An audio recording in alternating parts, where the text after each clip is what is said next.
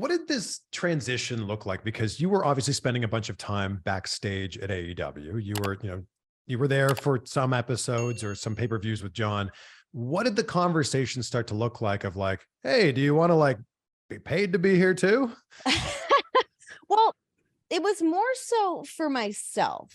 As much as I love doing my podcast, I love being able to do these long form interviews. I feel like there's just something really fun about that you really don't get to do TV wise unless you get one of those sweet Netflix deals like Letterman and Right. let's get that going. But I love doing that.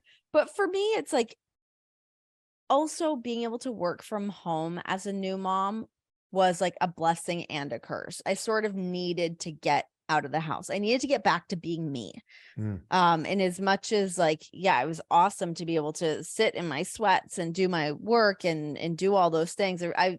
TV has always been my number one love in terms of like career aspect things. So when I started to really get that itch and feeling like I was really in like a good, comfortable spot, that I was like, well, Nora's, a year and a half at the time now.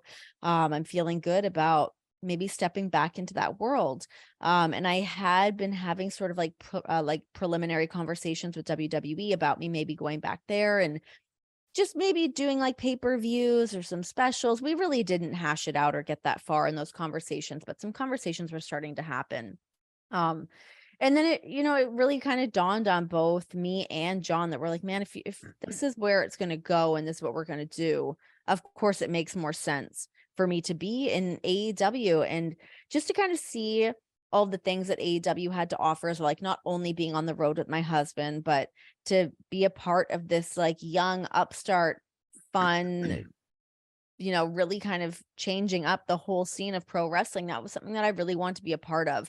And not only be a part of it as a broadcaster and kind of lend my experience in that world, but also as a producer to a degree. I mean, if I can help with stuff like different backstage promos, help with, all that stuff, all the things that kind of fall under that umbrella, that's something that really, really appealed to me.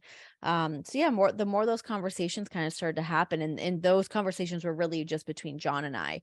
Then it was just like, okay, let's see what Tony thinks. And yeah, and Tony, of course, was on board. And I feel like, I mean, that's the quickest I've ever really had a contract just come through and be like, okay, come, let's do it. Let's start it and let's get this ball rolling. So it was cool. And of course, it made sense for me to be able to make my debut in Toronto. And that just made it that much more special. It was really, really a fun time. Are there any similarities between working there and working in WWE? Yeah, of course. I mean, in terms of like wrestling's wrestling, day of show is always a little bit crazy of like, what's happening? Are things changing? Is this what's happening? Like that happens in both places for sure. But yeah, it's like that fun energy. It's a different energy. And that's something that took me like a little bit of a second to adjust to. I'm so used to, I was at WWE for 8 years. So to now be in a similar environment to that, but it's not the exact same environment as that. It's cool to kind of like figure that out and figure out the ropes. And it's fun doing like the backstage promos there. It's cool.